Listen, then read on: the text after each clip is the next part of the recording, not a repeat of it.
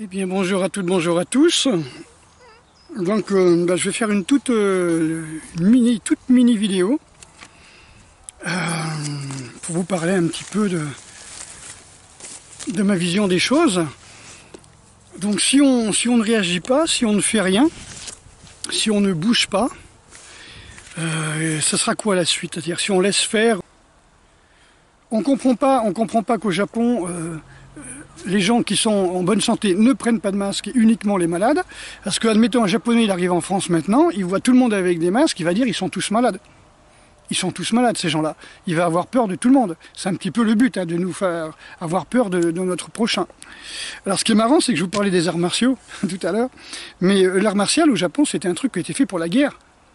Moi, je parle de l'art martial, je ne parle pas des sports de combat, des budo, quoi que ce soit. Je parle du bugei, de l'art martial. Parce qu'il paraît qu'en France, on a des fédérations qui font des arts martiaux.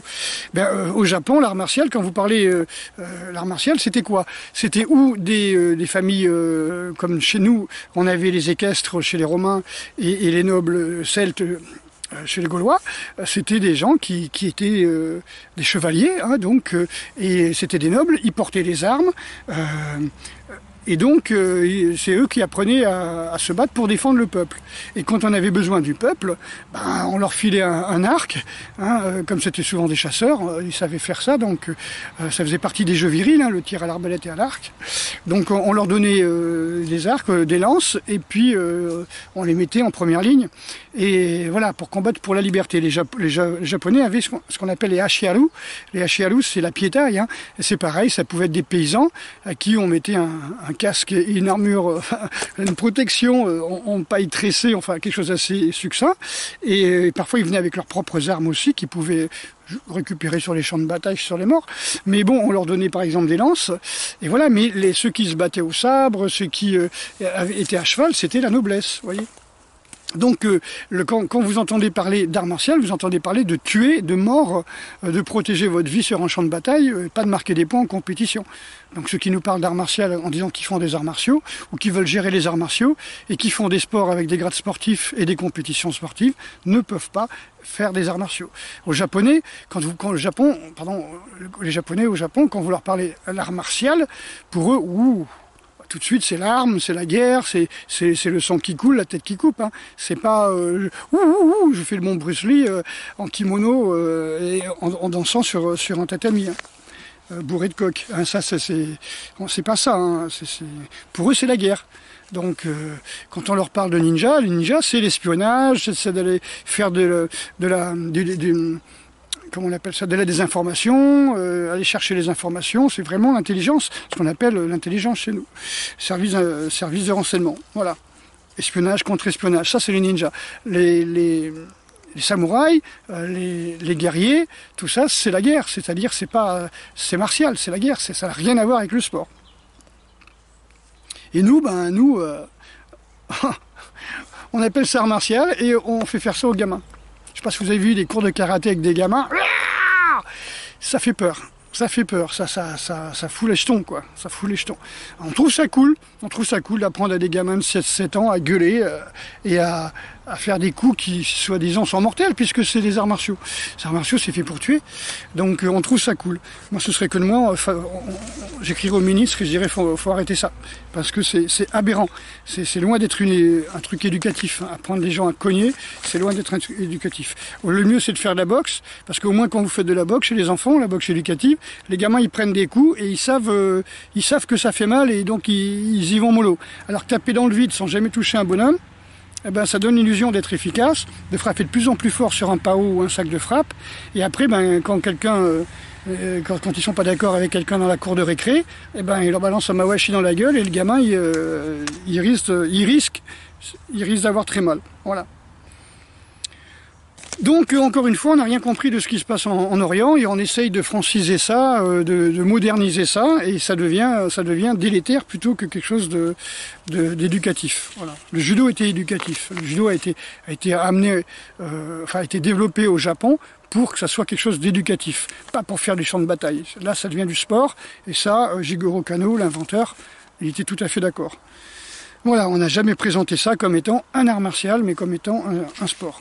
même si on parlait de Jujutsu Kano au départ, c'était quand même un sport. Et un moyen éducatif d'apprendre aux enfants à être dans la voie de la non-résistance, c'est-à-dire à pas résister dans le sens, à utiliser la force de l'autre, à utiliser les arguments de l'autre, et à pas s'entêter, voilà. Pas devenir des têtes brûlées, ni des comme moi quand je faisais du karaté, quand j'avais 14 ans, où on me disait, bah, tu sais, la devise c'est vaincre ou mourir, ça passe ou ça casse. Vaincre ou mourir, c'est quand même un des premiers livres le titre d'un des premiers livres d'Henri Play, hein, celui qui a amené le karaté en France. C'était Karaté, vaincre ou mourir. Hein. Je l'invente pas. Hein. J'ai encore le livre. Hein. Je vais avoir presque une centaine de livres sur le karaté d'ailleurs. Autant que sur le ninjutsu. On achète ces gens-là. Et vous savez, on dit non, cette histoire de suicide, etc., ce sera jamais accepté. Vous savez, le monde de l'éducation est à l'éducation ce que le monde médical est à la santé. Vous voyez, c'est-à-dire que maintenant l'éducation est nationale, c'est pas de l'instruction civile, c'est de l'éducation nationale. Avant, on a fait de l'instruction civile, tout simplement, éducation, pour ça changeait un petit peu de l'éducation religieuse. Avant, c'est les curés qui faisaient l'école. Hein. Donc, il y a une séparation de l'Église en 1905, votée par nos amis francs-maçons laïcs et républicains. Et là, on a fait l'instruction civique, civile, voilà, laïque et républicaine. Mais c'est devenu de l'éducation nationale, d'accord, malgré qu'on n'ait plus de nation. Donc, ça devrait être de l'éducation européenne maintenant. En expliquant aux gens qu'il n'y a plus de France, qu'il n'y a plus de frontières, il n'y a plus de race, il n'y a plus de peuple, il n'y a plus de langue. Comme disait notre bon président Macron, il n'y a pas de culture en France. Qu'est-ce qu'ils foutent à l'école? Voilà. Donc le monde éducatif, ça va être comme le monde éducatif au temps des nazis. Dans La Vita è Bella, vous savez, La Vie est belle, avec, je ne me rappelle plus, Zizi, là, Umberto Zizi, je sais pas comment il s'appelle, ce merveilleux acteur, justement, il s'insurge avec d'autres professeurs, parce qu'il doit être professeur d'une école, et il dit à une professeure d'une classe, il dit, mais tu t'imagines, le problème que j'ai eu, je dis aux enfants, voilà, il y a les Mongoliens, les handicapés mentaux coûtent, un handicapé mental coûte tant à l'État, combien 200 ou 50 000 handicapés mentaux qui se trouvent sur le territoire allemand, enfin italien là, à ce moment-là je crois, se retrouvent sur le territoire italien, combien coûte-t-il? Et lui, il est insurgé, parce qu'on parle d'handicapés mentaux, on parle d'euthanasie, on parle d'envoyer des gamins au four, quand même. Hein. Et la prof, elle dit, ah bah oui, quand même, c'est un peu trop facile comme problème, il suffit de faire une règle de 3, n'importe quel enfant peut faire ça. Elle n'est pas du tout choquée. Et ben là, c'est pareil, j'ai l'impression que les profs à l'école ne sont pas du tout choqués qu'on masque les enfants, qu'on leur foute une visière et qu'on les mette à une distance d'1 mètre. Ou 2 mètres, ou 1,50 m, j'en sais rien. Ça, c'est pas choqué. Comme les professeurs nazis ou fascistes en Italie étaient pas du tout choqués des problèmes de dire qu'un handicapé mental coûtait tant de lire à l'État, combien les 200 000 handicapés mentaux que comporte l'État italien, etc., coûtent pour faire prendre aux enfants conscience que ces gens-là sont des parasites, vous voyez un petit peu le truc. Donc, et ben le monde médical, c'est pareil. Hein. Je vous ai lu l'autre jour un extrait d'un livre justement qui parlait d'un officier allemand justement qui expliquait un petit peu que le monde médical allemand à l'époque n'avait aucun scrupule d'euthanasier, comment dirais-je, de stériliser les gens, comme je vous ai expliqué que Fujimori, le président du Pérou, avait fait appel à Sasakawa, Ryoichi Sasakawa, qui était à l'époque le président de la Fédération mondiale de karaté, la WAKO, qui a fait appel à cet ancien criminel de guerre qui avait été libéré du bagne par la CIA pour lutter contre le communisme au Japon dans les années 45, hein, vers là, pour stériliser des centaines de milliers de femmes et d'hommes. au Pérou, pour que le FMI puisse donner de l'argent au Pérou, mais que cet argent n'aille pas aux basses classes, aux low people. Voilà. Ben là, qu'est-ce qu'on retrouve? On se retrouve à des gens dans certains pays, comme en Thaïlande, etc., qui mettent leurs enfants à l'école dans des bocaux, qui demandent aux gens d'avoir des mesures sanitaires scrupuleuses, de mettre des masques, etc., pour toucher, je sais plus combien, 700 millions de dollars, un truc comme ça, quoi, ou 7 milliards, je crois que c'est 7 milliards de dollars, c'est ça, s'ils acceptent de faire passer ces putains de mesures sanitaires de Bill Gates, vous voyez, via l'OMS. Donc quelque part, il n'y a rien qui change. On est vraiment dans un état comme l'État nazi. État nazi et euthanasie, pareil. Hein. On est dans l'euthanasie ou l'État nazi, comme vous voulez, où on veut se débarrasser des vieux, où on va stériliser les gens qui ne travaillent pas ou qui sont malades mentaux, en sachant que les perturbateurs endocriniens, les pollutions multiples et les vaccins vont faire de plus en plus d'autistes et de gamins qui vont naître sans sexe et sans bras. C'est quand même des handicaps. Ces gens-là, on va les foutre au four. Hein. Donc, d'après ce que j'ai compris, il y a des camps FEMA qui sont en construction un petit peu partout en France. Ça fait 5-6 ans que j'entends parler de ça. Je ne sais pas quel est votre avis. Voilà. Je voulais simplement rebondir là-dessus, faire un parallèle avec la stérilisation et l'euthanasie des gens dans les années 38-39 en Allemagne, avec ce qui va nous arriver maintenant, parce que, en fin de compte, on paye des instituteurs pour passer des idées fascistes, hein, pour passer des idées c'est un nom, je ne me rappelle plus, eugéniste, hein, on va appeler ça eugéniste, macartiste, hein, et puis de notre côté, le monde médical, on n'a rien à foutre, sponsorisé, entièrement piloté par les labos, et vous croyez que ces gens-là, ils ont quelque chose à foutre de votre santé ? Quelqu'un guéri, un patient guéri, c'est un client de perdu. Hein. Donc quelque part, n'oubliez pas que les médecins nazis, les médecins qui faisaient les expériences en Mandchourie à l'unité 731, qui testaient la cryopathérapie, hein, mais enfin qui cryonisaient les gens, qui testaient les gens à la chaleur, hein, qui testaient les gens, je sais pas, à certains gaz, qui essayaient de les accoupler avec des animaux. Voilà, mais voilà, ils appelaient leur sujet des bûches. Hein, donc il y avait des Chinois, il y avait des Noirs, il y avait des Blancs. Voilà. Le truc, c'était de tester les différentes races, la résistance au coups, à la chaleur, etc. Vous croyez que les médecins ont été comment dire, jugés? Vous croyez que les nazis ont été jugés? L'opération Paperclip, ça vous dit quelque chose?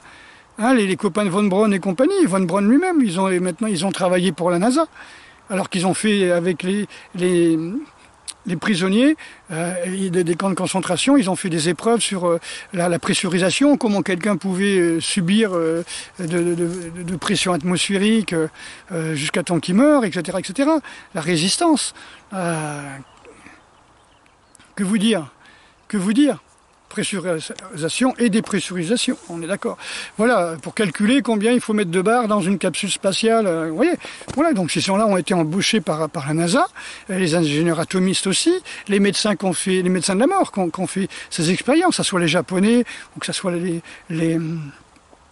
Allemands, enfin les nazis, pardon, les deux ont été embauchés. On ne va pas perdre des gens. N'oubliez pas qu'avant la guerre, c'est les médecins, je parle allemands, c'était bourré de prix Nobel. Que ce soit les chimistes, que ce soit les médecins, que ce soit les chercheurs, comment on peut dire, quand vous parlez des chercheurs atomiques, les ingénieurs, tout ça, c'est l'Allemagne qui avait le plus de prix Nobel.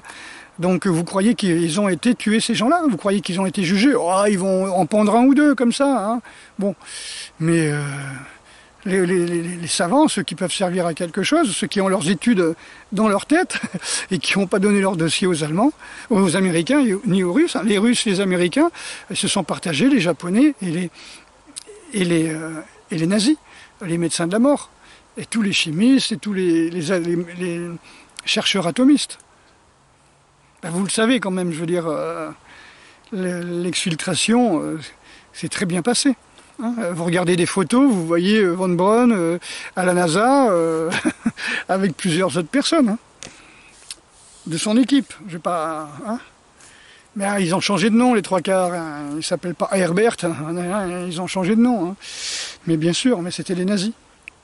Les gens, en France, on meurt d'AVC, on meurt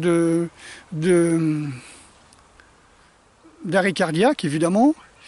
On meurt de cancer, de BPCO. Hein. Mais tout ça, c'est la malbouffe et la clope. Hein. 90% de chances de mourir à cause de la clope et de la malbouffe. Et du stress, évidemment. Enfin, si à chaque fois que vous stressez, vous bouffez du Nutella, des Bounty, et vous fumez une clope, et vous prenez un coup, vous boivez un coup, pardon, bah oui, c'est clair que le stress va vous tuer, mais enfin, c'est pas le stress qui va vous tuer, c'est votre recherche de la fuite de stress par l'alcool. L'alcool ne nous permet pas de nous adapter, la clope ne nous permet pas de nous adapter. On ne s'adapte pas à la pollution avec de l'alcool ou de la clope, on ne s'adapte pas au stress informatique parce qu'on est complètement saturé d'informations du matin au soir en prenant de la clope, de l'alcool, de la cam, des antidépresseurs et compagnie. C'est l'inverse, on ne s'adapte pas, on se rend faible, on se rend complètement faible. On ne s'adapte pas au froid en prenant un pull, on s'adapte froid en enlevant le pull. Voilà. Et en se reposant par la suite. Donc reposez-vous, mes amis, reposez-vous. Ne tombez pas dans le piège du suicide, parce que là, le but, c'est de vous rendre dépressif jusqu'au suicide. Je me serais assez curieux que vous me recherchiez, si vous pouvez, si vous avez des sources, attention, parce que les chiffres vont être forcément truqués, de dépression et de suicide en France en ce moment. Il y a des compteurs comme ça, mais est-ce qu'ils sont vraiment sourcés, vraiment vrais, hein, vraiment réels? Je sais que, voilà, essayez de me trouver ça, hein, et vous allez voir que, évidemment, le gars, il se suicide, on va dire qu'il a le Covid, hein. Quand il est dépressif, on va dire qu'il a le Covid. C'est sûr, 8 heures par jour avec un masque, il y a de quoi être dépressif, hein. Déjà, le cerveau n'est pas oxygéné, hein, qu'on le veuille ou non. Hein. Et les gens me disent, mais oui, mais ceux qui opèrent, etc., oui, ils n'opèrent pas tous les jours avec 8 heures par jour, voilà. Et puis, ils mettent le masque une fois, dans un milieu stérilisé, après s'être lavé les mains. Et puis après ils vont jeter le masque à la poubelle. Donc ils touchent 2 fois le masque. Alors, ils se lavent les mains jusqu'au coude, après ils prennent un masque stérile, dans une pièce stérile, ils mettent le masque, ils opèrent, et après, hop, ils enlèvent le masque, ils le mettent dans un conteneur spécial qui va être brûlé. Et ils jettent pas leur bordel dans la nature, dans les poubelles de la ville, voilà, dans les corbeilles à papier, sur la plage ou compagnie. Voilà. Ça va être dur de faire des vidéos, là, je le fais sur des coups de rage. Hein.